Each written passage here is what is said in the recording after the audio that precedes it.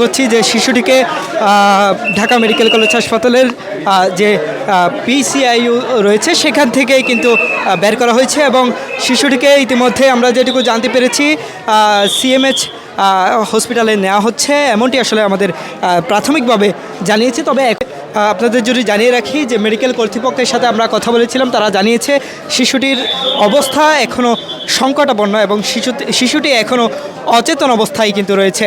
তবে আমরা সর্বশেষ পাওয়া তথ্য অনুযায়ী শিশুটিকে ধর্ষণের অভিযোগে 4 জনের বিরুদ্ধে 3 দিন পর মামলা করা হয়েছে এবং সে মামলায় 4 জনকে আসামি করা হয় এবং সেই 4 জনকেই গ্রেপ্তার করা হয়েছে বলে আমরা জানতে পেরেছি।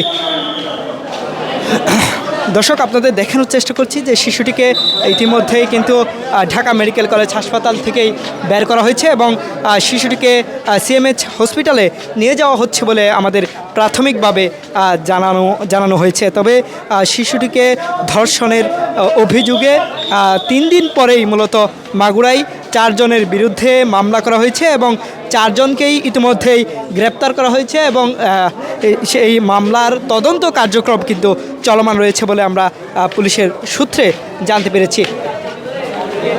দর্শক, আমরা এখন পর্যন্ত পাওয়া তথ্য অনুযায়ী শিশুটিকে ঢাকা মেডিকেল কলেজ হাসপাতাল থেকে সিএমএইচে নিয়ে যাওয়া হচ্ছে। সেখানেই মূলত শিশুটির যে পরবর্তী চিকিৎসা কার্যক্রম সেটি চালানো হবে। তবে এখন পর্যন্ত আসলে শিশুটি অচেতন অবস্থায় রয়েছে, কোনোভাবেই সংকটাপন্ন অবস্থায় কিন্তু শিশুটি রয়েছে।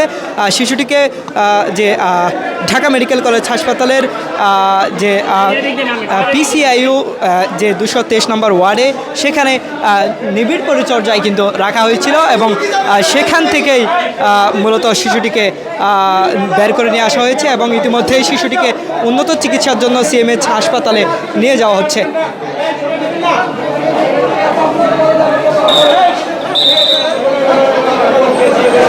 দর্শক, দেখানোর চেষ্টা করছি যে মাগুরায় ধর্ষণের শিকার শিশুটিকে ইতিমধ্যে ঢাকা মেডিকেল কলেজ হাসপাতাল থেকে বের করা হচ্ছে এবং তাকে উন্নত চিকিৎসার জন্য সিএমএইচ হসপিটালে নিয়ে যাওয়া হচ্ছে বলে আমরা জানতে পেরেছি। তবে শিশুটি যে ধর্ষণের শিকার হওয়ার পর মাগুরা হাসপাতালে ছিল, সেখান থেকে তাকে উন্নত চিকিৎসার জন্য ঢাকা মেডিকেল কলেজ হাসপাতালে নিয়ে আসা হয় এবং এই ঢাকা মেডিকেল কলেজ হাসপাতালে তাকে পিসিআইইউতে রাখা হয়েছিল, যেখানে নিবিড় পরিচর্যার মধ্যে রাখা হয়েছিল শিশুটিকে এবং যে সর্বশেষ পাওয়া তথ্য অনুযায়ী শিশুটি এখন পর্যন্ত অচেতন অবস্থায় রয়েছে, এখনও জ্ঞান ফিরেনি বলে আমরা জানতে পেরেছি।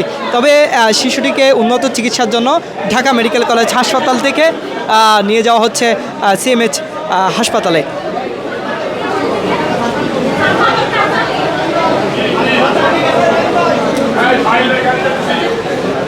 দর্শক, দেখানোর চেষ্টা করছি তাকে শিশুটিকে নিয়ে যাওয়া হচ্ছে ঢাকা মেডিকেল কলেজ হাসপাতাল থেকে এবং উন্নত চিকিৎসার জন্য আমরা যেটুকু জানতে পেরেছি প্রাথমিকভাবে শিশুটিকে সিএমএইচ হসপিটালে নিয়ে যাওয়া হচ্ছে এবং সেখানে তার পরবর্তী চিকিৎসার যে কার্যক্রম সেটি চলমান থাকবে বলে আমরা জানতে পেরেছি। তবে শিশুটি এখনও সংকটাপন্ন অবস্থায় রয়েছে।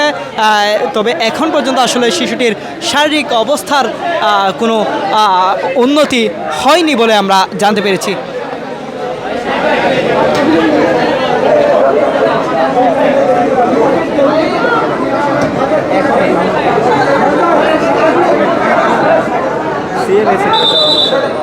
শিশুটির পরবর্তী যে চিকিৎসা কার্যক্রম সেটি চলমান থাকবে বলে আমরা জানতে পেরেছি।